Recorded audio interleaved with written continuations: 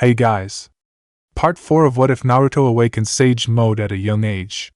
Hit like and subscribe if you like this one, and also please check the author in the description. Let's start.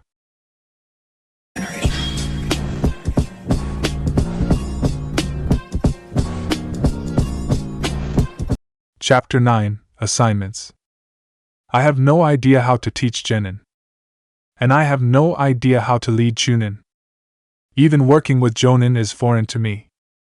I think that's why the Lord Hokage gave me this assignment. It's time to keep my perfect completion record, and make a few friends along the way. I really hope I can wake up soon, too.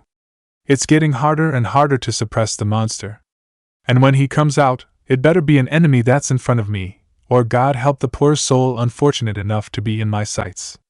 I still have time, I just don't know how much. The Jonin test had worked spectacularly. Naruto had gained the respect from the Jonin of Konoha, and kept the already present bond with the ANBU. He still needed to prove himself, but he had at least got a chance to do so. He had their respect, now he had to keep it. After the duel was over, Hiruzen and his shadow had retreated back to the Hokage office. Well done, Naruto-kun. Hiruzen complimented the blonde.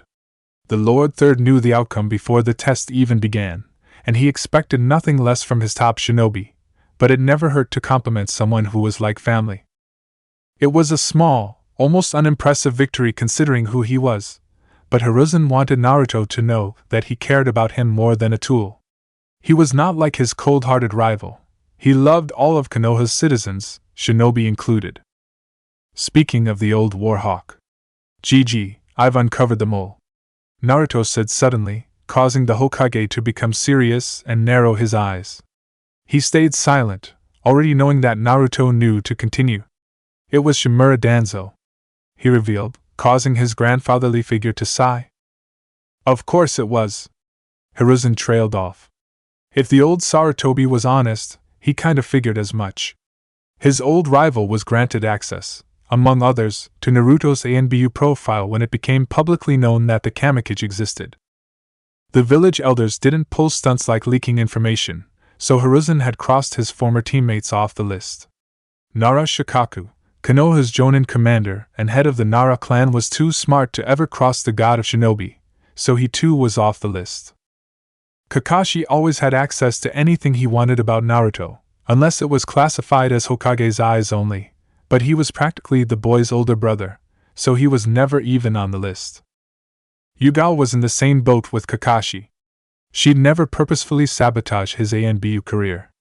Her lover, Hate, would have been discovered before the incident even happened if he was the mole, being around the Uzumaki so much. Hyuga Hayashi knew Naruto was the bringer of hope, but he respected the boy more than any other ninja in the village for what he had done for his daughter, so Hiruzen highly doubted that it was the Hyuga clan head.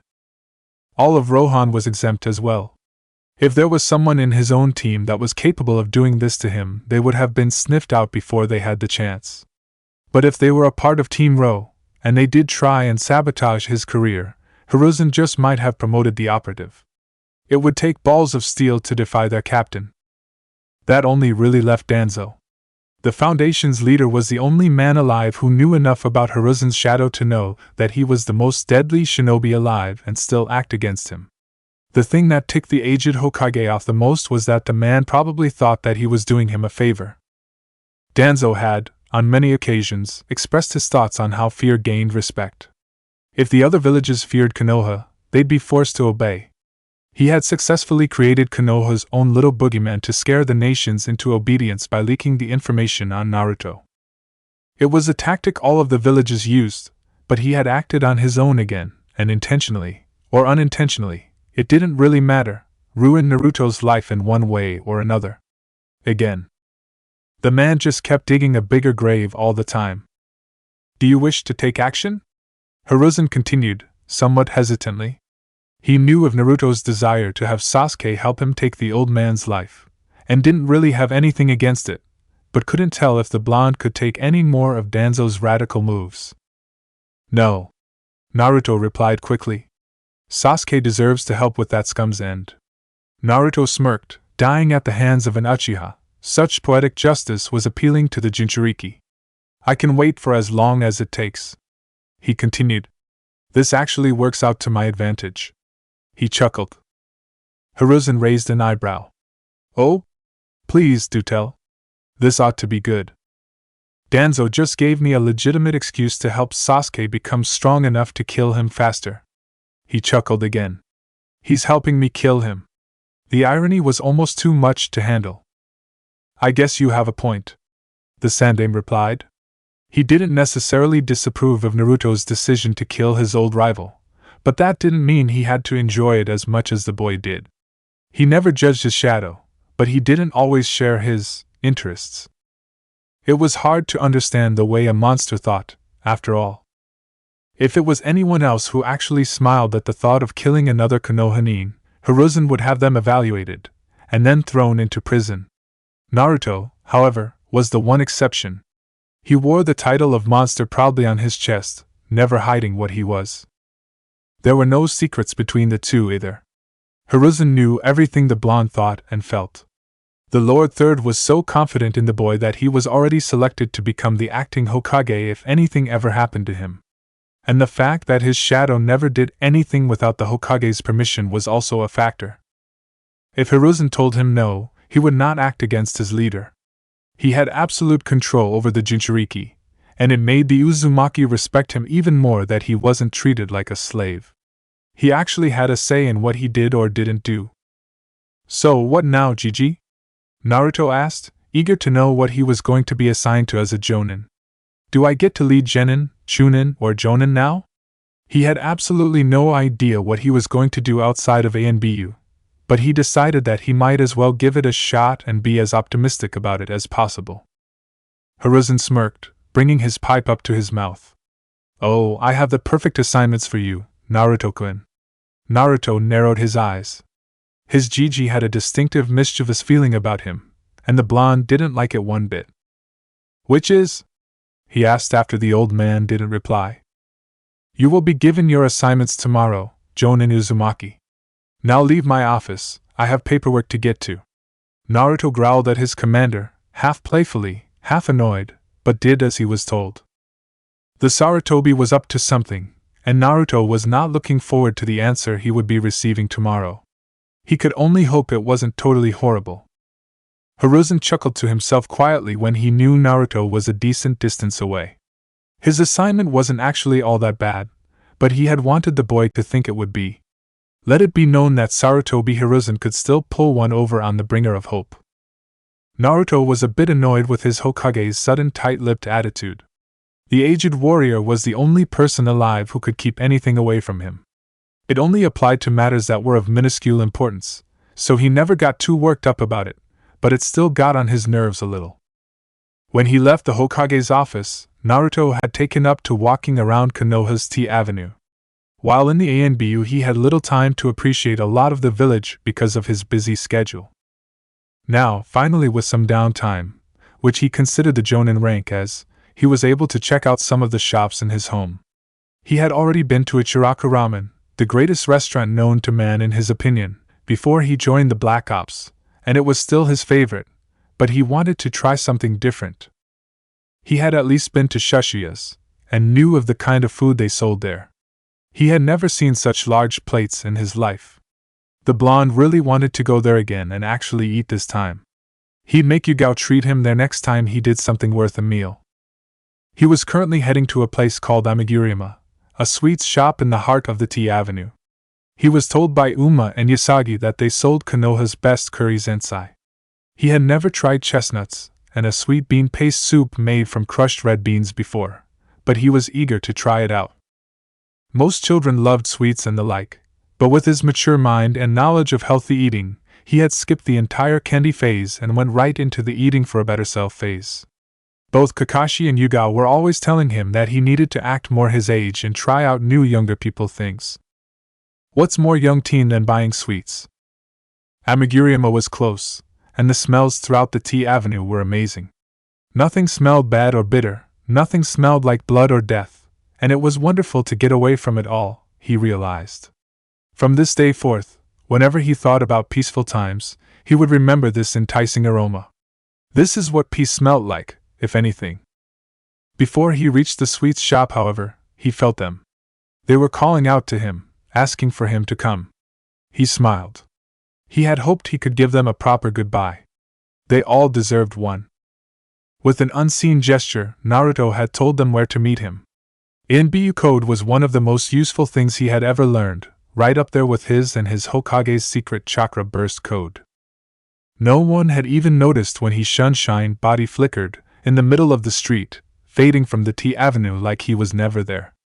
It used to surprise his team, his ability to fade away so inconspicuously, but after working with him for so long they had just chalked it up to something else the boy wonder could do. It only took Naruto 5 minutes to arrive in Training Ground 44, his former ANBU team hot on his heels. The Forest of Death was a regular meeting place for Team Ro. It being so secluded from the village made it the perfect place for privacy and secrecy, both very important factors in the life of an ANBU. He settled on the forest floor so that his entire team could look at him. He could feel their minds. Most of them were not pleased. Nico, Saru, Uma, Rizu, Ashi, Ukami, and Rayon suddenly appeared on the branches above him. Nico and Sara had already come to terms with their captain's retirement, not exactly loving the idea, but accepting it nonetheless. He knew the two operatives, especially Nico, wanted nothing more than for him to stay, but respected the decision of their captain and Hokage. When it came to the ANBU Black Ops, emotions were never something expressed all that much. This meant that the blonde had to do all of the talking, i.e. the mushy mush. Nico, I appreciate your acceptance, and I know that you will be a great captain. Nico's heart skipped a beat, making Naruto smile. Which is why I've recommended you as my successor. He finished happily. His sister was giving off waves of gratitude and respect. Most of the time, when ANBU captains retire, they only announce their successor to the Hokage, letting it be a surprise to their squad. However, in Rohan, Naruto wasn't the only different one. It had been made clear early on in Naruto's command that the entire team hated surprises, so the young Jinchuriki never held his tongue when it came to big, non-classified information. You'll do me proud, I know it, he added before moving on. Saru, Naruto began. You big pervert. He heard the Nara sigh. I think I might even miss you. He chuckled, the only person to laugh at his joke. He had laughed with his team before, but Naruto was a strict captain. When they wore the mask, they were ANBU, nothing more, nothing less. ANBU did not laugh. The blonde, however, was no longer in the Corps, and his mask was no longer a part of him, so he was free to laugh as much as he wanted. Keep supporting your captain with brilliant strategies, and never change. He gave a warm smile. You wouldn't be the same if you didn't hit on every woman you come in contact with. Naruto could have sworn he heard Nico snort. And listen to Nico. She may be a bit bossy. He could feel his Nei-chan's eyes narrow behind her mask, but she'll keep you alive. He looked at the rest of the ANBU. She'll keep you all alive. Uma, I'll never forget your kindness. He started. Or your willingness to teach me some of the Hyuga's techniques. He really loved his new arsenal of tricks, and it wouldn't have been possible without the horse-masked operative. The promise I made to you still counts, he added, reassuring the woman that he would do what he had sworn. The Hyuga main and branch families would be united as one when he became the Hokage. He'd make sure of that. Once he was done, the entire clan would be freed from their cages, no more imprisoned second-class clansmen. He felt the Hyuga woman's mind. She believed anything and everything that came out of his mouth. He next turned to Rizu, the only other blonde on the team. The young woman was his genjutsu specialist, and a Yamanaka to boot. Rizu. He almost huffed. Try and cool it with all the fooling around with men. He really didn't like how dirty the woman's mind could be. When he had joined Rohan, he was almost victim to the man-eater, until Yugao scared her something fierce. That was one of the times he was glad to have such an annoyingly overprotective sister. There's someone out there who is just waiting to tame you, I'm sure of it. The woman purred underneath her mask at Naruto suggestively before Nico cleared her throat, causing the blonde, squirrel-masked operative to stand down. Until that man braves that suicide mission though, Nico will be able to keep you in check. He almost felt bad for the woman. Her emotions were that of depression. Now she'd never get laid. Naruto had a strange relationship with Ashi. The ox-masked operative was a giant of a man, and bald, very bald. The Hokage had placed him on Naruto's team to see if the blonde could handle the handful that was Ashi. He had been placed on 6 different teams before he was given to Rohan, and it wasn't because he was so amazing and everyone wanted to share. He only listened to people who were physically stronger than him, and even just by looking at the size of his muscles, one could tell that his brute strength was beyond the human norm. It was a good thing that Naruto was 10 times stronger than any shinobi in Konoha when he wasn't trying, or he might have had trouble as well. Ashi, Nico is in charge from this point on until you are told otherwise by the Hokage. Is that clear? He commanded. The berserker grunted in affirmation, causing Nico to let out a quiet sigh in relief. She hadn't a clue what she would have done with the tank if she was left to give him orders by herself. Apparently her little brother felt her nervousness and, like always, came to the rescue. Ukami was always a relaxed, calm person, so when he only showed mild irritation at his captain's forced retirement, Naruto knew that it was his way of stating that he was thoroughly pissed. Ukami, you do the title proud, my friend. Ukami was a man of great honor and loyalty, so for his captain to compare him to that of the Honorable Wolf, he was grateful beyond words. He was lucky that his now former leader didn't need such annoying things as words. Keep my sister safe, he added, knowing full well that after him, the wolf-masked man was the strongest of the team. He was the oldest as well, and a skilled swordsman that made Hate and Nico a little jealous. Ukami nodded, taking his words like he would any other order the young shinobi would give him, like he was still his captain. The last person Naruto confronted was Rayon. The lion-masked man was the most awkward person the Uzumaki had ever met. He couldn't talk to women, at all, unless it was Nico, Rizu, or Uma, and only because Naruto had beaten it into him to communicate with them. It was sad at first to the men of the team. He couldn't flirt with the wonderful female species, until it became blatantly obvious that the brown-haired man was only interested in other men. Naruto didn't judge, but made it clear where his and the other men's interests were. I hope working under a woman will help you get over your fear of females, he said with a genuine smile. It was a pleasure working with you. He closed his eyes. He could feel his team's hearts. It was a pleasure working with all of you, he finally said, opening his eyes to a sight he always loved looking at. The assembled 7 ANBU had their right fist on their hearts, and when he opened his eyes, they brought their fist to the sky. Team Rose personal salute. It conveyed everything their words could not. We will always respect you, Captain. Naruto let a small, genuine smile cross his face before he too brought his fist to his heart before touching the sky with it. As I will respect all of you, he whispered. He knew they heard him, and he knew they didn't care if he practically read their minds. He was the bringer of hope, the Kamikage, he was Nezumi Taicho, and he was the only person alive who they trusted fully with their minds. He had their undying loyalty. And they had his. Naruto cleared his throat. Now, he began in his ANBU voice. Leave. He smirked. Go and protect your village. The 7 ANBU stood up straight with a stomp of their feet before simultaneously shouting, Yes, sir. And like that, the members of ANBU Unit Rohan disappeared, gone to complete the orders of their captain. He'd always be their leader. Naruto had gone back to Amigurumi to try out the curry zensai, and was pleasantly surprised that he actually enjoyed it. He never really ate sweets, but he would definitely come back to try other foods. It was a little awkward for him to walk the streets of Konoha without his mask. It felt like he was 3 years old again, just waiting for someone to approach him. No one ever did, but that was beside the point. He was torn again.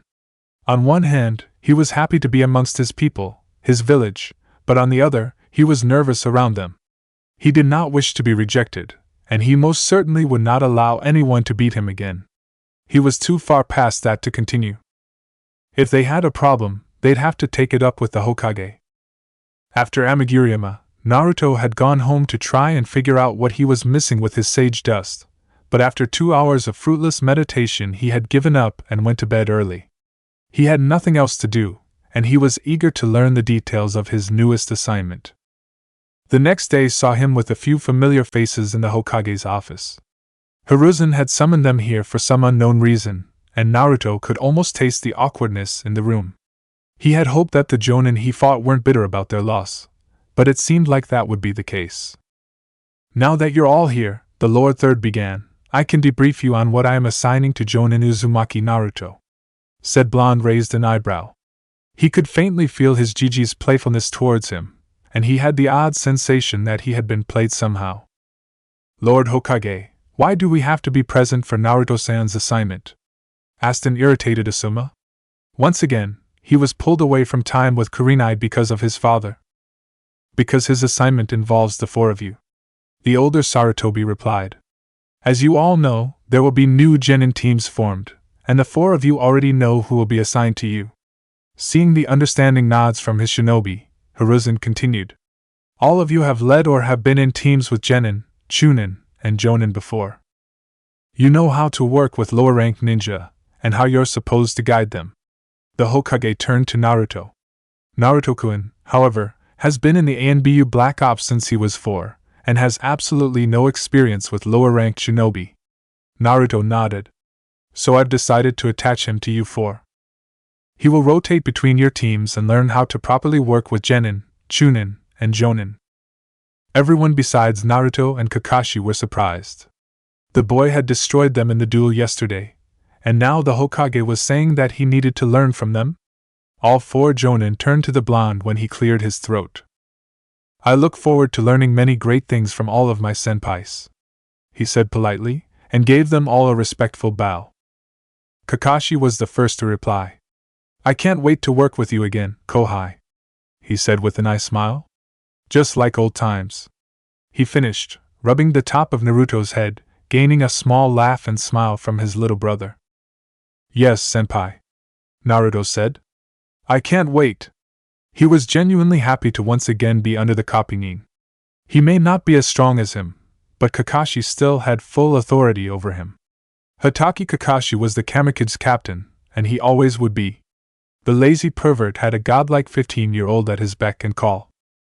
Kurenai began. I look forward to it as well, Naruto-san.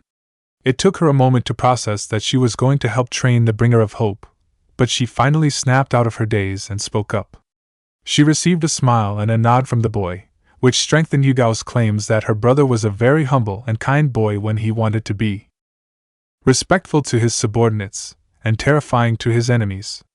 It really hurt the Genjutsu mistress's head when she thought about how complex the boy was. Asuma sighed, but finally relented. I don't know what I could possibly give you, the younger Sarutobi began. But I'll try my best to help as well. Naruto could tell that even though he was a little bothered by it, he was truly going to do his best for a fellow Konohanin. That alone earned him the respect of the Kamikage.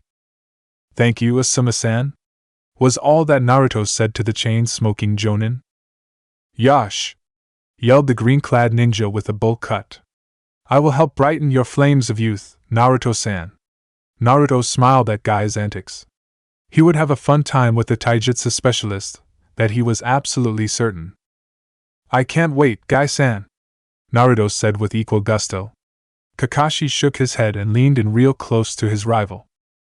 If you put any kind of spandex on my Kohai, I'll accident you, the silver-haired man said, deathly serious.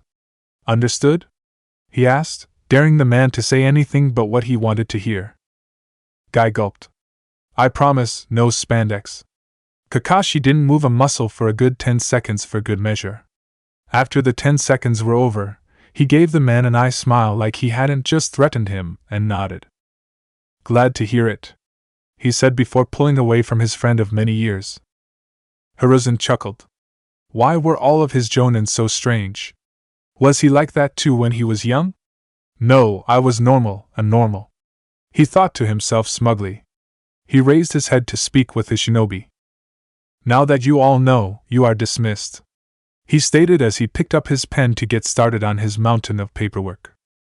One by one, the jonin walked out of the Hokage's office. When they were down the stairs, the four older shinobi turned to face their newest jonin in arms. How's lunch with your new subordinates sound, Kohai? Kakashi asked, reaching into his back waist pouch to pull out his porn. Guy's buying, he added quickly. Guy held his fist to the air. Damn the gods for making you so cool and hip, Kakashi! The blue beast roared. Apparently, Kakashi had won their last little competition, and that meant that Guy had to pay for the lunch. Naruto shrugged. Sounds good. I was just going to go home and train for the rest of the day, but lunch sounds fine. He smiled when he felt his senpai's mind. Ichiraku's it is. The copy-nin stated, getting a smile from not only the blonde, but Kurenai as well. Not many people knew that the genjutsu specialist liked Ichiraku's ramen as much as he did, but like everyone else, she couldn't hide it from Naruto. He smirked. Yeah, he'd get along just fine with these people. Week 1 Meito Guy. It was the day of the Genin team announcement, and all of the young, freshly minted shinobi were excited to meet their Jonin sensei. Most of the year's academy graduates were from the clans of Konoha, and most of them were the heirs and heiresses of said clans. It looked like a good crop this year, and Naruto was almost as excited as the Genin. Since he could remember, he loved to learn new things. His innate ability to feel every living thing around him made him an extremely curious person, so when he had the chance to learn something new, he always jumped for it. Being attached to 4 different Jonin to observe their teaching methods would most definitely teach him new and different things. What those things were, he had no idea, and he really didn't care. As long as it helped him in his crucible to gain the strength to keep his village safe, he'd learn them. The rotation schedule was decided when they had lunch at Ichiraku's. Since Kakashi, Asuma, and Kurenai would be receiving new teams, they needed to have a few private sessions before they could introduce Naruto into the mix. And having the Bringer of Hope around to observe their Genin test would make the Green Genin so nervous they wouldn't have a fair chance to prove themselves. So, Guy had volunteered to take the first shift. Since he had been with his team for an entire year already, the transition would be smoother. After Guy, he'd move on to Asuma, and then to Kakashi, and Kurenai would be the last. He'd only spend 2 weeks with each Jonin, but that was more than enough for Naruto. He could have observed them for only a day and be able to replace them, and no one would even know, but he wasn't going to argue with spending more time with them. They were starting to become his friends, and Naruto wanted everyone in Konoha to see him like that, friendly. He was a monster, but meant no harm to his birthplace whatsoever. Naruto really wanted to watch the Genin meet their new instructors, but he had somewhere else to be. Training Ground 9 was Team Guy's regular meeting place. It had many trees, which helped every member of the team out in one way or another. When Naruto had arrived, he was aware that he was the last one to show up. He knew for a fact he was on time, so he chalked it up to the rest of them being early. He would soon find out that his guess was true. Guy caught Naruto's arrival in the corner of his eye, and ordered everyone to stop whatever they were doing. The 3 Genin assembled around their sensei just in time to see Naruto heading right for them. "Who's that, sensei?" a girl with her hair up in 2 buns asked. "A spy?" a boy with long black hair asked in an accusing voice. Naruto gave Guy a face that said "help me out here," and was relieved when he was saved. "No, Niji-kun," Guy began, "he is a friend of mine." He brought his thumb up to point at the blonde who had arrived. "This, my youthful students, is Uzumaki Naruto," he said in a grandiose voice. The 3 Genin looked at him like he was wearing a green, skin-tight spandex suit, clearly confused at the over-the-top introduction. Guy shook his head. You wouldn't know him by his real name yet, would you?" he asked rhetorically. "I apologize." He started again. "This shinobi is the Bringer of Hope. Konoha's Kamikage," Guy shouted as he fist-pumped into the heavens. For what felt like an eternity, Lee, Tenten, and Niji just stood there, frozen in shock and awe before Tenten shook from her surprised state of mind and entered one of non-belief.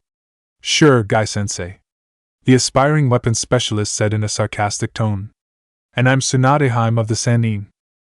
Naruto smiled and reached out his hand to shake the kunoichis. "Your sensei is not lying, Kunoichi-san," he began.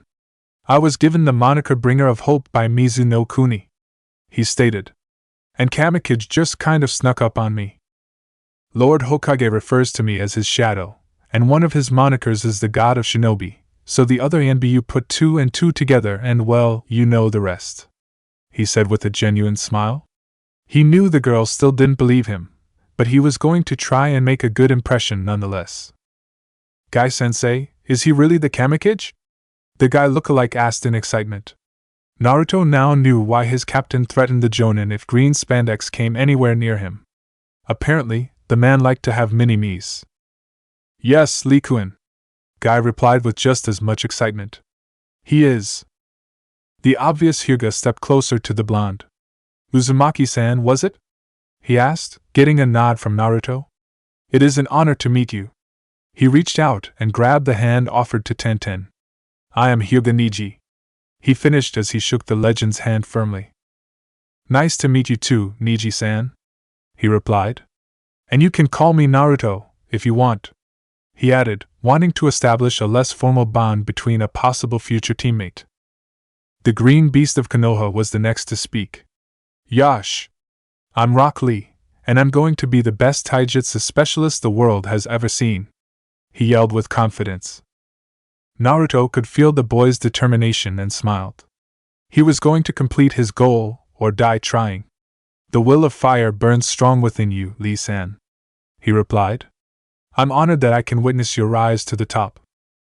Naruto was a little thrown off when the green-clad boy took out a little pad and pencil from seemingly nowhere and began to write enthusiastically, but once he felt that it was normal behavior from the others, he shrugged it off.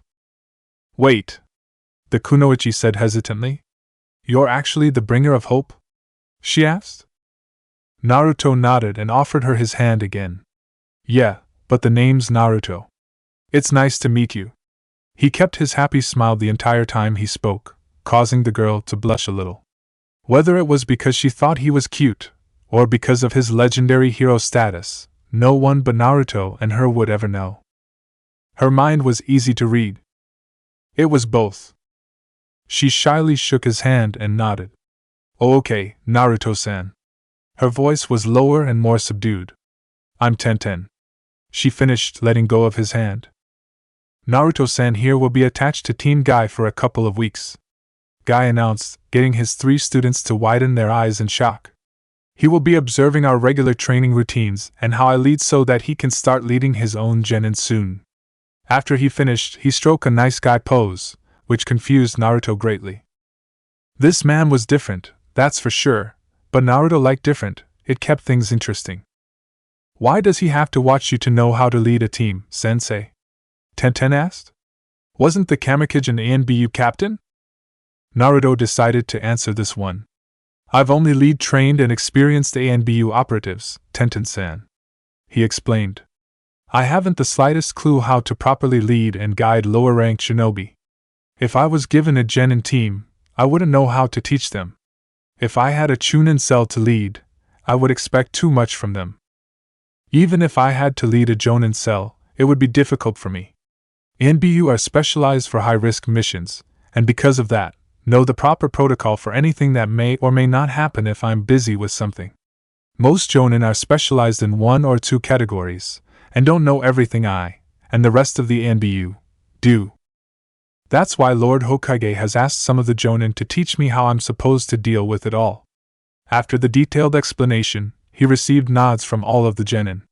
He knew that they now fully understood. "Well, what are we waiting for?" Guy boomed. "We're in the springtime of our youth. No time like the present." Naruto smiled at his enthusiasm, and even laughed when it was mirrored by Lee. He was going to have fun with these people. Week 2 Mato Guy. During the first week of observing Guy and his team, Naruto became aware of many things. The first thing he realized was that teaching genin took a whole lot of time. Unlike him, the low-ranking shinobi's learning curve was irritatingly slow. Even the simplest of things took the genin of Team Guy an entire day or 2 to learn. It was eye-opening. He really was an incredibly fast learner. The second thing he learned was that Rock Lee was probably one of the most inspirational shinobi he knew. The genin was always training in taijutsu, but Naruto had just thought that it was a phase. When he actually felt the boy's chakra system, he had been shocked at how underdeveloped it was. He was told by Guy that Lee aspired to be a taijutsu master because it was the only shinobi art he could use. Naruto had sparred with the green beast a few times already, and to be told that it was all brute strength and plain taijutsu was awe-inspiring.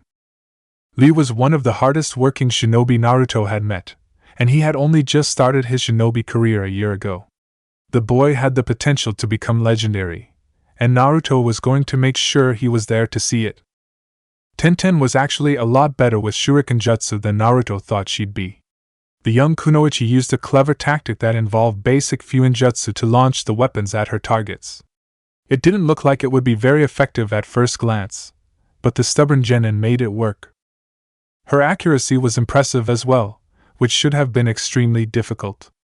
Apparently, whenever she couldn't hit her target, she just bombarded it with everything she had. It was overkill, but effective overkill. He hadn't spent much time with Niji. The Hyuga prodigy was always either training by himself, or with his cousin. Naruto didn't know which cousin he meant, what with the Hyuga clan having so many relatives. For all Naruto knew, he could have 10, maybe even 20 cousins. He didn't give it too much thought though. His assignment was to observe the proper way to lead lower-ranked shinobi, and he had done that. During the second week, Naruto had even joined Rock Lee in his morning workouts, which anyone other than Naruto would call extreme. The things he did with the aspiring taijutsu specialist were, for lack of a better word, crazy. Even with the blonde Zanbu-trained body, his muscles ached a little after every session. He had even taken to wearing the same weights Lee had around his legs. They were incredibly useful, and Naruto had gotten used to them after the first day. When he took them off, he'd be even faster than he already was, which pleased the Uzumaki to no end. He had the yellow flash as a father. He needed every bit of help he could get when it came to speed. The entire second week was beneficial to him in many ways. He had gained the wisdom of a teacher who thought that hard work and discipline made greatness, and if his team was anything to go by, Naruto had to agree. Guy's students were top-rate genin, borderline chunin, and it had a lot to do with their sensei. Naruto honestly learned more than how to lead genin during his time attached to Team Guy, though. He had increased his strength, stamina, and speed in just 2 weeks with Guy and his apprentice. Even after he rotated to Asuma, he most likely would keep showing up to their morning training sessions whenever he could. He had made bonds outside of the NBU, and he held them just as close to his heart as the others. Konoha was slowly accepting him, and he loved her even more for it. Chapter 10 Promises. My ninja way, is to never go back on my word. When I make a promise, I keep it, no matter how difficult the task. I feel like everyone, even monsters, need to live by a code. A code made by oneself, a way of life to follow above all else, like a nindo. We, shinobi, have to sacrifice what we believe for the sake of our people, but that doesn't mean we shouldn't believe in something in the first place. After all, it's better to have loved and lost than to never have loved at all. And even monsters can love. I would know, because I have loved. The training with Mato Guy had passed by quickly, and Naruto had learned so much from the man.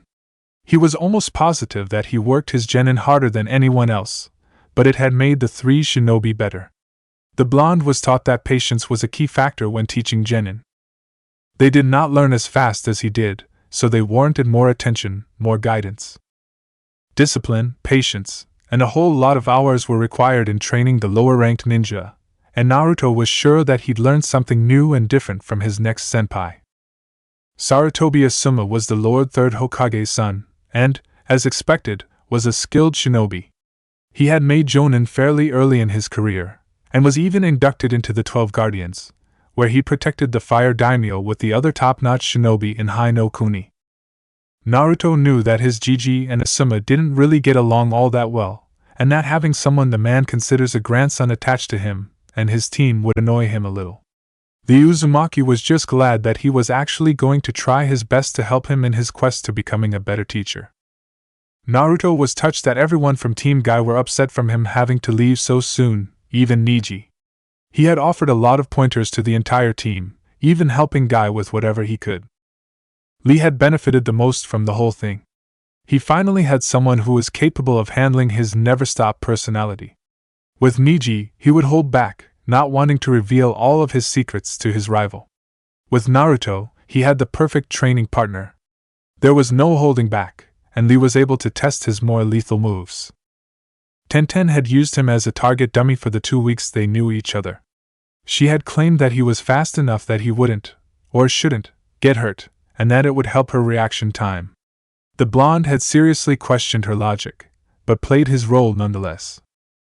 If it helped his fellow Konohanin better protect the village, he'd let her stick him a few times, if that's what she needed. The last 2 days, Niji had really taken to Naruto, and even though it took him so long to warm up to him, he was glad the boy opened up. Sparring with a Hyuga genius was always fun, and that's exactly what Niji was, a genius.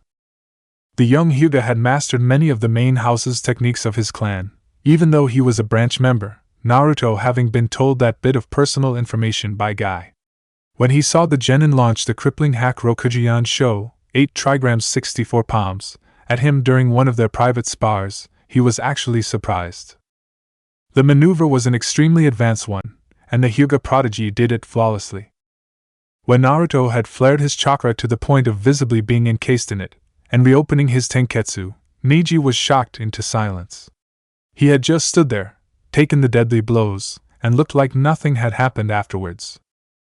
It kind of scared the genin, but he quickly reassured himself that the Kamikage was as loyal as shinobi get, and after getting to know him, realized he was kind, when he wanted to be. Naruto had made it perfectly clear that he was no poster child for kindness or the like, and that he was Konoha's monster, her demon slayer, her sword and shield.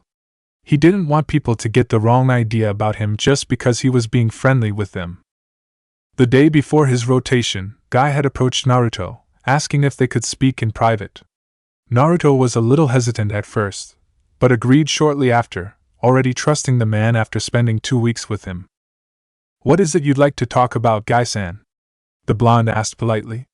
He could feel the man's mind, but it was rude to end a conversation that was serious in nature just because you already knew what was going to be said. "Naruto-san," Guy began, "in the 2 weeks you've been assigned to me, I've probably learned more from you than you have from me." The tone and the way the taijutsu specialist spoke to him was something the blonde had never witnessed before. Gone was the goofy, eccentric handsome devil, and in his place stood a serious shinobi of Konoha. "I know that the assignment was to better your teaching skills, but if I didn't know better, I'd think the Lord Hokage sent you here for different reasons. Let it be known the Mato guy was not the complete idiot everyone thought him to be." Naruto gave a small chuckle. "Then it's a good thing you know better," he replied, leaning against the tree he was closest to. Guy had brought him into the forests of Training Ground 9, so said trees were in great numbers. "But let's say you didn't know better, what would you think the Lord Hokage's true intentions were, attaching me to the genin teams I mean?" He really wanted to see how perceptive his fellow jonin was. "I'd say he's trying to get you access to a certain someone without letting other certain someones know about it." Guy smirked. "And the rest of the genin squads are just a cover, so that the third party doesn't see what's truly going on." That's when Naruto knew that Mato guy was brilliant. Not only was he far more perceptive than most trained ANBU, but he hid it behind a wall of, well, green spandex. The real mystery, though, is why it's such a big secret. If Naruto didn't know the man so thoroughly, he would have taken him into the Hokage, where he would face whatever their leader commanded. He did know the man, however, and knew where his loyalties were. Guy was very close with Kakashi, the two were best friends after all, and that meant that the spandex-clad man knew more than most. He knew that Itachi was a member of Team Ro, alongside Naruto, and most likely knew that they were at the very least close. It was common sense that the 2 youngest members would become friends quickly, being so outnumbered by older, more experienced adults. So, Guy knew that losing him would have been hard for the boy, no matter who he was. He was still human, despite popular belief, and the loss of someone close to you hurts. When he began to think about the odd assignment, he realized that it was strange. Given his close history with Kakashi, all the Lord Third had to do was assign him to that team, and that team only. He'd learn everything he would need with just him. That meant that there was a reason he couldn't just be given to Kakashi, or at least that was what Guy had concluded. Naruto just smiled. The man was a jonin after all. Hiruzen knew that it would have caused trouble if he gave Naruto to Kakashi's team, knowing that Danzo would become suspicious. Naruto knew the truth, and Danzo knew he did. He also knew that Naruto and Itachi were close, meaning that he was less than pleased with the outcome of the Uchiha massacre. If he was suddenly spending all of his time with Itachi's little brother, it would have at least caused Danzo to be cautious. The old war hawk didn't survive this long because he was extremely powerful. He was strong, just not the stuff of legends. He was the most secretive, paranoid, underhanded man the Hokage knew. If he caught even a scent of Naruto's plans for him that involved Sasuke, he'd strike at Naruto before the blonde had a chance to. Something like that would force Naruto's hand, and he would have to kill the root leader. The Uzumaki would not allow him to act on his own with radical action anymore. He could only take so much. Well, that is possible, Naruto said, surprising Guy. It's a shame you'll never know. Guy caught the you'll instead of we, insinuating that he already knew the real reasoning. Naruto felt the man's mood darken a little at that, so he decided to make it perfectly clear to the jonin. Guy-san, whatever the case may be, I have truly enjoyed studying under you. His smile was genuine. Not only have you taught me new things, but I've made bonds with people near my own age. That's more than I've accomplished in years done in just 2 weeks. He took in a deep breath. As long as I take breath in this world, your students will be safe, this I promise you. I will protect them with my life, like I will protect you, because no matter what else happens, I love my village and her people. His smile turned a little dark. I'm a monster, Guy-san. You'll soon see what I'm capable of. And when you do, you'll know that I can keep my promise to you. He looked right into Guy's eyes, blue meeting brown, and said, and I never go back on my word, that's my ninja way. Guy had originally asked to speak with Naruto to see if his thoughts about the real reason he was attached to so many genin teams were true, and then to warn him to never use his students for his own purposes again, no matter how small or innocent it was. But after speaking with him, after hearing what he had to say, for some reason, Guy had lost all hostility towards him. So this is the real bringer of hope, huh? Guy thought as he looked at the teen in front of him. Not 10 seconds later he went straight back to his exuberant self and fist pumped into the air. Yash! Our flames of youth still burned brightly together then, Naruto-kun. Naruto didn't miss the change from the more formal, san to the personal, kun. It was Guy's way of saying that he believed him, and they were no longer just comrades, but friends as well. Now, before you leave us, we should find Lee-kun and run 50 laps around the entire village, on our hands. The blonde smiled. He had found another person he could count on. He had made another friend. The Lady Fifth Mizukage sighed. She was currently facing a foe that every Kage had to face, no matter which village they were from. Paperwork. The thrice-damned blight against all things holy was really starting to get on the beautiful, auburn-haired woman's nerves. She never knew that being Mizukage meant that she had to sit in a stuffy office for hours upon hours every day, going through annoyingly large amounts of paper that only seemed to increase with each passing moment. Mei had a lot on her mind lately. The source of her mind's restlessness? One Uzumaki Naruto, the boy who she had, unknowingly, come to care for far more than she should have. When he was a Mizuno Kuni, he was only 10, and had managed to do multiple things that were considered close to impossible. He had practically won the civil war by himself shortly after joining her and the other insurgents. He had razed an impregnable prison to the ground with ease, freeing all those held captive. He had let himself be taken to the heart of enemy territory and single-handedly brought down a Kage-level Jinchuriki, without even damaging the hidden village they had started their death match in. He had freed the entire country, and only asked that they became allied with his home. And the most impossible thing he had done while joining the resistance, he had stolen the heart of Terumi Mei. It started out as just curiosity. He had shown incredible strength when he tore into Black Harbor, and if there was something she respected most in people, it was their strength. It was what attracted her, and the blonde ANBU operative had power in bulk. She wasn't an arrogant person, but even she knew that she was extremely beautiful, so when the boy had declined her offer of a little touchy-feely time, she was a little surprised, and if she were honest, he only interested her more. After he had explained to her his reasons, she had understood and moved on to finding other ways to get close to him. When he accepted her offer to lock lips, she was strangely excited. He was incredibly young, a legal adult, yes, but still young, so she didn't understand her eagerness to be more than friends. After everything he had done for her and her people, she had developed even stronger feelings for him, and when he left, she was more disappointed than she thought she'd be. She had become the leader of her nation, and he was the right hand of the leader of his, and not to mention the huge age difference. They could never work, and yet Mei couldn't stop thinking about him. He was the most famous person in Mizuno Kuni, the bringer of hope, their savior. Even if she wanted to forget about him, her country wouldn't let her. His name was whispered all throughout the village, the island, the country. There were plays about his heroic deeds, there were books about his courageous work in water country, and there were songs sung to the heavens about his godlike gifts.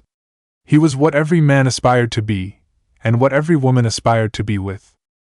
Soon after he left, the stories of the Kamikage had made it to Mizu. Suffice to say that he became even more popular, and it was harder for Mei to forget about him. He was special, he was different, and he was out of her reach.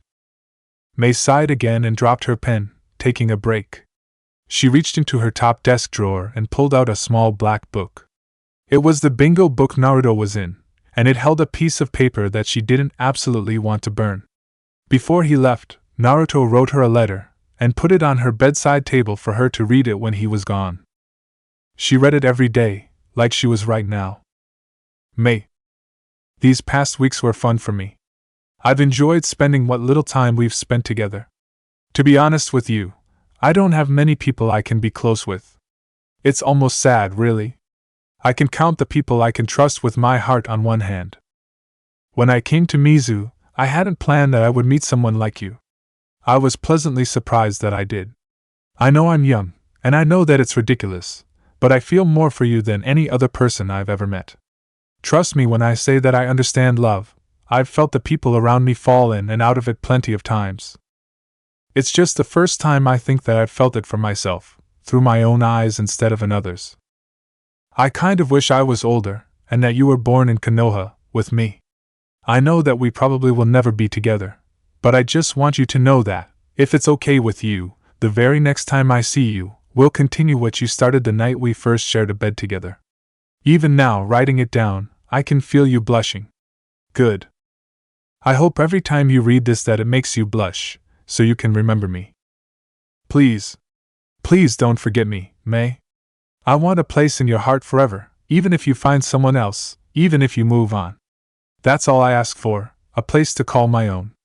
You will always be in my heart and mind, Mei-chan, and if your country needs me again, say the word, and I'll have my God send his angels to rescue you. I know women like you, powerful women, don't like to be treated like a princess, but that's just too bad. You are my princess. With love. Uzumaki Naruto, your warrior angel. The kid was good, a little too good, at a few things. Firstly, he could make her blush, for years later, without even being there. Every time she read the letter, it made her blush when he secretly promised to continue their sensual encounter. If anyone else had read the letter, they wouldn't understand his meaning, or maybe they would, but it was worded vaguely enough that she could deny it, and she was grateful for that. Ao was always going through her things, and if he had seen a letter from someone as young as Naruto talk to her so casually about sex, he'd lecture her about the inappropriate age difference, which would lead her to believing he was calling her old, and then she would have to threaten his life again. She'd rather not have to do that, because it happened all the time already, and she didn't want it to happen when she thought about her angel. She had a lot of suitors, and when she said a lot, she meant a lot. But none of them could make her blush like Naruto could. None of them could make her feel like Naruto made her feel. Secondly, he was able to make her feel like she was the most important woman in the world. The way he spoke, the way he wrote, he was able to speak to her heart and mind like no other was capable of. He had a troubled past, that much she was certain, and the fact that he wasn't a complete psychopath was a miracle. He had asked, specifically for her, to save a place for him to call his own. She was important enough for him to open up to her, and brave enough to ask for her heart, or at least a small part of it. They had only spent no longer than 2 weeks together, yet they already felt so close to one another. She hadn't realized how much she actually cared for him until he was gone for a while, but when she did, she hated it. To have these feelings for someone so young that a lot of people would look down on her for wasn't something she would call fun. To have these feelings for someone from another hidden village would cause people to question her ability to do whatever it took to protect her people, and that wasn't something she wanted to experience. But most of all, to have these feelings for someone who was always so far away from her hurt her every time she thought about him. Thirdly, if anyone else called her their princess, she'd melt their faces off with her yotan. How he was able to actually have her enjoy being called his anything was no small feat. She was a very strong and independent woman, so things that made her sound weak or reliant were things she despised. When he said it, though, it gave her this warm, tingly feeling in her stomach. It was absurd, but like everything else about Naruto, it was true. A knock on her door caused her to retreat from her mind. She quickly put the letter back into Naruto's bingo book entry page, and put them both back into her drawer. She took a deep breath to calm her emotions, reverting back to her Mizukage mindset, and said, "Come in." Ao, who had taken the role of her assistant, walked through the doors, a stack of papers in his hands. She internally groaned. It looked like she'd never get out of her office.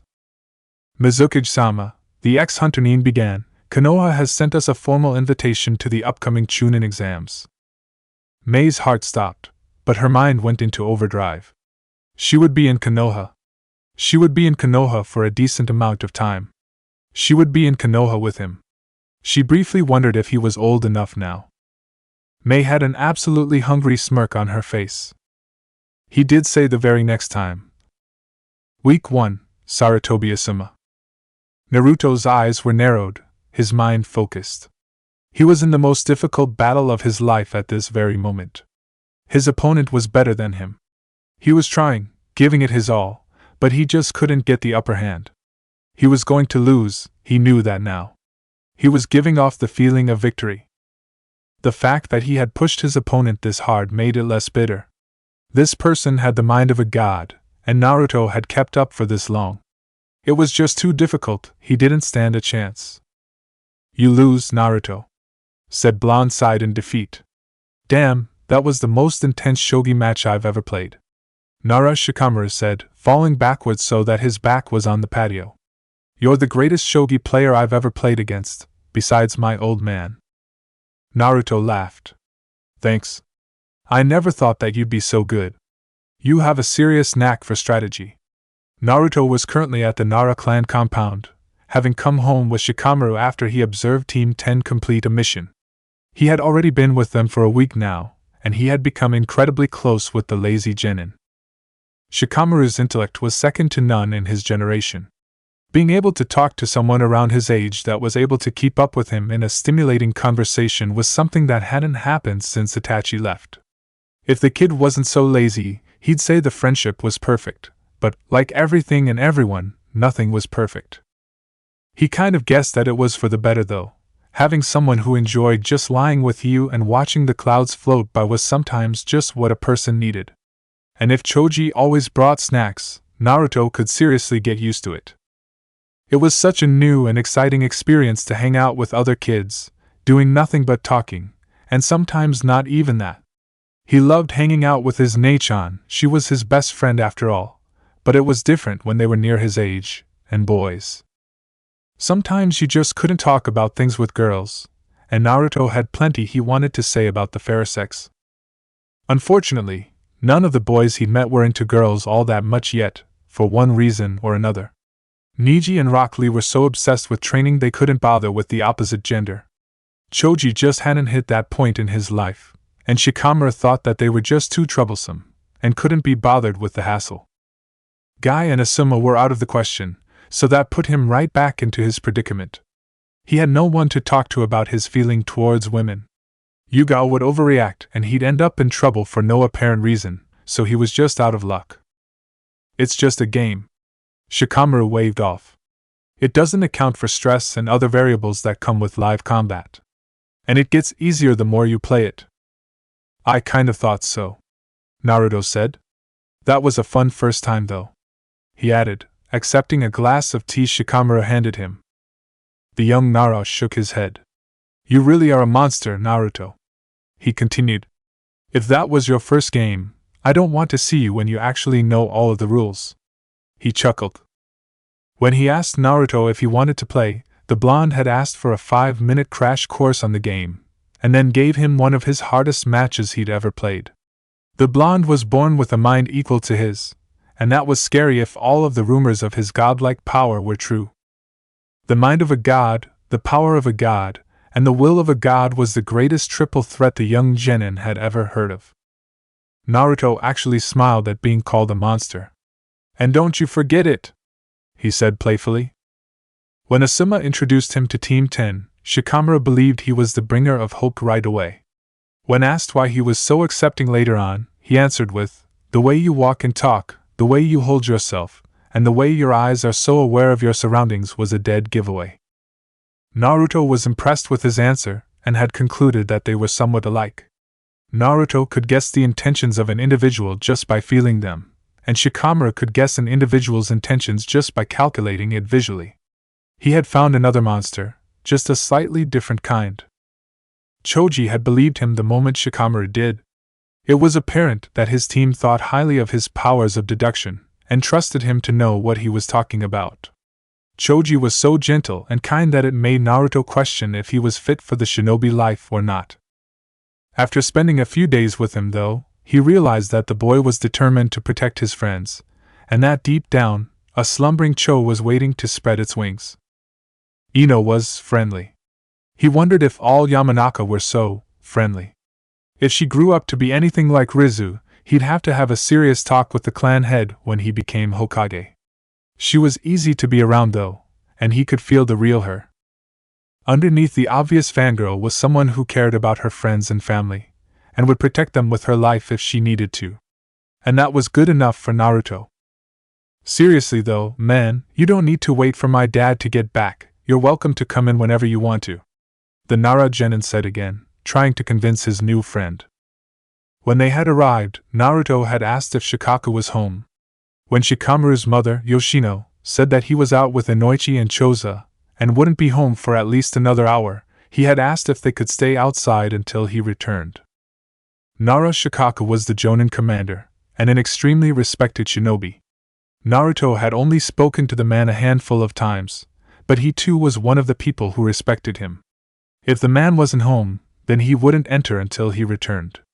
The greatest mind since the Lord's second Hokage deserved at least that. Shikamaru had thought it was stupid, but Naruto wouldn't budge. That's when they decided to play shogi. It's important to me, Shikamaru, Naruto replied. Your father is a great man, and he deserves to be able to decide if he wants to allow me into his home or not. Naruto knew that Shikaku didn't see him as some comrade-killing demon, but it was a sign of respect that he would give the Nara clan head.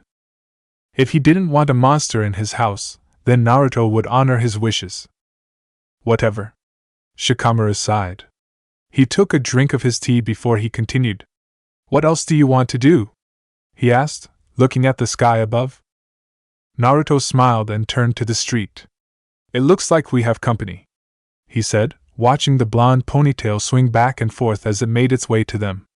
Even though Ino was prone to obsessive behavior, she was still a Konohanin, and Naruto wanted to get along with as many as his people as possible. Yamanaka Ino appeared at the front gate of Shikamaru's home. Oi Shika! She called out behind the gate. Let me in. I'm bored, and Sasuke-kun won't talk to me. The mention of Uchiha Sasuke got Naruto's attention. Shikamaru sighed, but got up and let his blonde teammate in. When they walked to the patio, Ino was surprised to see Naruto sitting there, and Naruto-kun? What are you doing here? She asked somewhat shyly. The young Yamanaka had already added the kun suffix to his name, the girl already that comfortable with him after only 1 week. Naruto smiled at her. Shikamaru invited me over. He shrugged. I had nothing better to do, so I accepted. He really didn't either. After his time with Team Guy, and then the week with Team 10, he still was no closer to finding what his sage dust was missing, and it annoyed him something fierce. My Nei-chan is on a mission, and my Aniki is busy with his team, so I might as well hang out with you guys for a little while. He had taken up calling Kakashi Aniki in front of friends, the silver-haired man being the closest thing to an older brother he would ever have. Hate had gotten closer to him during his 3 weeks of living in his apartment, but it would kind of be strange to call his sister's lover his brother, so he just stayed Hate. Oh, she said, okay then. What are you guys doing? I'm bored, she stated again. Naruto smirked. So, who's this Sasuke-kun? He decided to pretend that he didn't know who the Uchiha was, so that he could start a fresh bond with Sasuke when they first met. Ino sighed dreamily. He's only the cutest boy in the whole world. Naruto finally understood why he had thought that she was a fangirl when they first met. He's so cool and mysterious, she continued, her eyes still shut, and one day, he's going to realize that I'm the one for him. Naruto could see Shikamaru shake his head from his cloud-watching position. Then, Forehead will know her place. She suddenly shouted, her eyes opening, only to narrow and squeezed her hand into a fist. Apparently Forehead was another girl that ached for Sasuke's affection. Naruto was already proud of his future student, only just a genin and already a lady killer. Well, good luck with that then, I guess, Naruto said. He was about to say something else until he noticed who was arriving. Naruto stood to his feet and walked over to the man he was waiting for. Nara Shikaku walked through the gate to his house, a lazy look on his face. When he saw the bringer of hope, Naruto wasn't surprised that all he received was a raised eyebrow. But he couldn't fool the blonde, even without his empathy, he could read the man just from his eyes. They were the eyes of a tactician, and they were calculating every possibility for the reason the Hokage's famed shadow was in his compound, hanging around his son and his friend's daughter. Naruto brought his head down slightly, the closest thing to a bow anyone but his god would receive from him. Shikaku-san, Shikamaru has invited me into your home. He began, Shikaku not showing the slightest of emotion, on the outside. Is it okay for me to be here? He asked, never taking his eyes away from the Nara. Shikaku just stood there for a moment, not saying a word, and then put his hands in his pockets and walked forwards. Sure, why not? He said, acknowledging the other two present with a nod of his head before he entered his home through the main door. Naruto smiled, having felt Shikaku's message clearly. It wasn't a surprise that he knew the chakra burst code he and his Gigi used. The man was a genius after all, and something as simple as decoding a secret language was child's play for him. You're always welcome among the Nara. It would seem that Shikaku respected Naruto as much as Naruto respected him. When the Uzumaki rejoined the Yamanaka and young Nara, Ino giggled. You actually waited for Shikaku-san to get home? She asked, confused why he would do something like that. Naruto gave her a small smile. You'll get it sooner or later, he said cryptically, before following Shikamaru into his house, Ino following close behind. Week 2, Saratobi-sama. Naruto was walking home, a satisfied look on his face.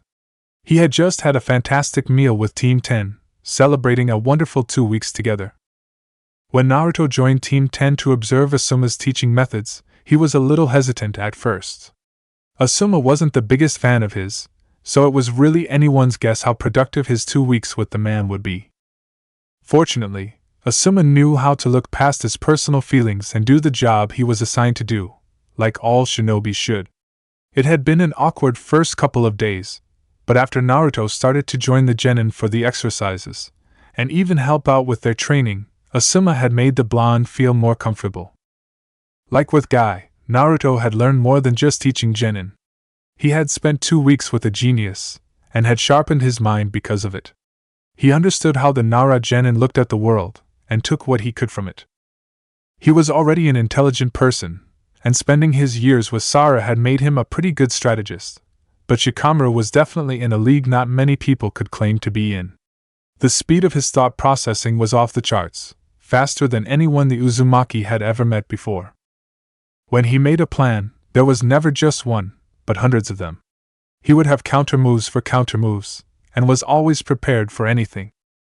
As for teaching genin, like he predicted, he learned a different way of doing it. With Guy, he learned that hard work and determination made greatness, and it did, but that wasn't the only way to achieve it. Asuma had taught him that sometimes you needed to work to an individual's strengths. Not everyone learned the same way, and it was okay to give the people who needed it more attention, on occasion. He also learned that being a little gentle didn't mean that a person couldn't live as a shinobi. Choji was not a violent person, and didn't like to fight at all if he could help it, but after the little talk he had with the Akimichi, he knew he had what it took. Flashback. Naruto had asked to speak with Choji alone after the training session they had that day. When Naruto brought him to the top of the Hokage monument, Choji was a little confused. Naruto-san. Choji started slowly. I don't think we're allowed up here. Naruto could feel the Akimichi's nervousness. Naruto was standing on the head of the Lord Fourth, his father, facing the village he protected with his life. It's fine, Choji. Naruto began. We won't get into any trouble, I promise. Naruto had the second highest clearance in the village. If anyone even tried to tell him to get down, he'd laugh in their face. So what do you want to talk about? The genin asked, eating another chip from the bag in his hands. I wanted to tell you a story, Naruto said softly. Choji didn't understand, so Naruto elaborated. I want you to listen to this story, and then I want you to seriously think about what I've said afterwards. Choji still didn't understand, but nodded his head anyways. Sure, Naruto-san. Choji replied politely. Naruto began. This is the story of a monster. He took a deep breath. When he was still just a child, his people beat him. They scorned and shunned him for something he never did. He lived his life stuck in a nightmare, and no matter what he did, he couldn't wake up. He could feel Choji's heart. The genin really was too gentle. He lived like this for the first 6 years of his life, all alone, and stuck in his constant bad dream. Most would think that he would hate these people for what they did to him, but then most people would be wrong. It was quite the opposite actually, because the monster had one thing no one else had. Choji was very interested in this story. Empathy, the ability to feel the emotions of those around you. This monster had the gift of empathy.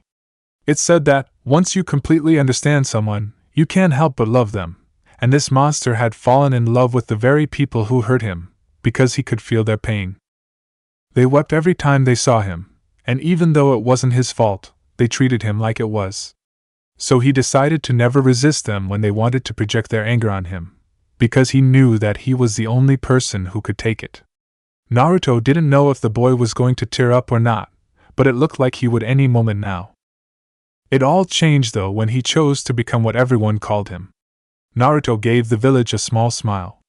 He chose to be a monster, to take another's life. This person was a foul, tainted demon, who was taking what did not belong to him. A little girl, with a heart as pure and gentle as yours. He was going to sentence this child to a life of servitude. He chose to save the innocent, and slay the demon. His smile darkened. With the demon's death, the monster had felt awake. He was free from his nightmare, and had finally understood what he was born to do. He finally turned his gaze from the view of the village to look right into Choji's eyes. The monster was born to protect heaven. He was charged by God to keep the shadows of hell from the light of heaven, and that meant that he had to kill even more. Naruto took in another deep breath. It's hard for those who can feel compassion even for their enemies to take a life. Now, Choji understood. But for the sake of peace, we shinobi have to sacrifice what we believe to be right or wrong, so that the civilians, the lifeblood of our home, can afford to keep the pureness of their hearts. Choji was seriously considering his words, and that was enough for Naruto. Choji, Naruto said softly, there is nothing wrong with being gentle or kind. He put his hand on the Akimichi's shoulder. But you need to know that this life is one full of bloodshed and loss. Choji feared that even the Kamikage was going to tell him that he couldn't make it as a ninja, like everyone else. Naruto smiled, not the small, or the dark one he'd already given him, but a bright, genuine one. And having someone like you by my side during these dark-filled times will be the best thing for our village. Choji's eyes widened. The bringer of hope had just, subtly, approved of his gentle nature. Why you mean it? He asked in shock. I never go back on my word, Choji. And you have my word, you will be a fine shinobi one day. The genin did tear up here. No one but his father and mother had believed in him, not even his sensei thought he'd make it to Chunin. Asuma never said it out loud, but Choji could see it in his eyes, they looked like everyone else's. Choji just nodded, keeping his head down so that Naruto couldn't see his tears. It's okay to cry when you're happy, the Uzumaki suddenly said. It's when you cry out of fear when you become incompetent. He pushed the genin's head up. Keep your head up high, Choji. You're a Konoha shinobi now, be proud of it. Choji kept his head towards the sky, vowing to never lower it again. Naruto smiled and nodded his head. He had started the process, now it was up to the Cho to spread its wings. Naruto started to walk towards the edge of the monument, but before he could do anything, Choji stopped to ask him one last question. Wait, Naruto. The blonde looked at him from over his shoulder. Yeah? The monster, in your story, who was it? The wild look Naruto gave him caused the Akimichi to gulp. Yours truly, Naruto said before jumping off the giant cliff. Choji's eyes widened both at the statement and at the jump. When he finally gathered enough of his rational thoughts, he sprung to the edge, looking for the legendary shinobi. When he peered over, there wasn't a sign of the Kamikage at all, like he hadn't been there in the first place. Naruto had shine body flickered to the trees behind the genin to see what his reaction would be. When all he saw was burning determination, he smirked. Konoha had just gained a soon-to-be powerful Akimichi. And Naruto had gained another bond. End flashback. Every time he remembered the look in Choji's eyes, he couldn't help but smile. It always made him feel good to help a comrade wake from their slumber. During his recap of his talk with the genin, Naruto had made it to his apartment, right on time to see Yugao and Hate walk in, giving off the emotions of strong sexual desires. The blonde chuckled, and when the door closed behind the horny couple, Naruto made his way for the roof, giving the lovers their alone time. Most brothers would find it gross that their sister was about to have intercourse, but it only made Naruto happy. Not in a creepy, perverted way, it just reminded him that they loved each other, and that she could still be with her loved one. Many people had lost or, like in Naruto's case, couldn't be with the person they wanted to be with, and the fact that Yugao and Hate could still hold each other, could still express their love for each other, made him want to protect their bond even more. When they made love, Naruto could feel the strength of their bond, and it never ceased to amaze him how strong it was. They were truly soulmates, meant to be with each other for all eternity, in this life and the next. True love. The roof wasn't comfortable, but he was used to lying on cold, hard surfaces, so it didn't bother him too much.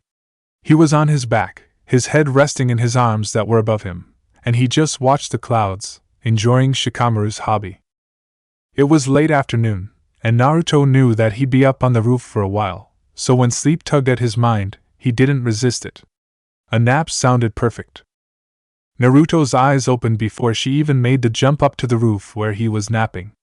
The sky was dark and the air was cooler than when it was before he closed his eyes. When Yugao landed next to him, he sat up, rubbing the soreness from his neck. "Thank you," she said calmly. Naruto understood what she meant. "For waiting for us to finish." Most people would at least be a little embarrassed in her situation, but after spending years together, she got used to her Ototo knowing everything that went down around her, even when she had sex with her boyfriend, and understood that it wasn't like he was peeping on them or anything. Her brother was a very mature person, and sex became a popular subject between the two, either Yugao explaining that just because it was legal for him to have it didn't mean that he should, or her thanking him for allowing her to have it with Hate even when they were on the job and covering for her. It didn't happen all the time, but when it did, she was extremely grateful. Naruto hummed his response. It wasn't a big deal for either of them. "Are you hungry?" "Hate's making dinner." The special Jonin was an amazing cook, and because of that, made most of the meals they ate. "Yeah," Naruto responded again. Yugao looked at him with worry in her eyes. "Is something wrong?" she asked, never liking it when he wasn't his usual self. "No, nothing's wrong. Naruto whispered as he made his way to the apartment. Just a bad dream, is all. He finished as jumped off the roof. Yugao sighed. Bad dream, i.e. a dream about Terumime. Whenever Naruto dreamt about the Mizukage, it was never a good thing, because it reminded him that they were always so far apart. They were from different countries, different worlds, and so far apart in age. It saddened him that fate had made it as hard for them as it could. Even so, the woman wouldn't leave his thoughts in peace. Yugao dropped from the roof as well, and entered her shared home. She had at first disapproved of the relationship between the two, but now, after such a long time, he still felt for the woman. That had to mean something. That had to mean that he actually cared for her. She just wondered if the woman still cared for him. As Naruto found a seat at the dinner table, he couldn't help but remember his promise to his first love. That's it for part 4. Thank you for watching and see you in the next video.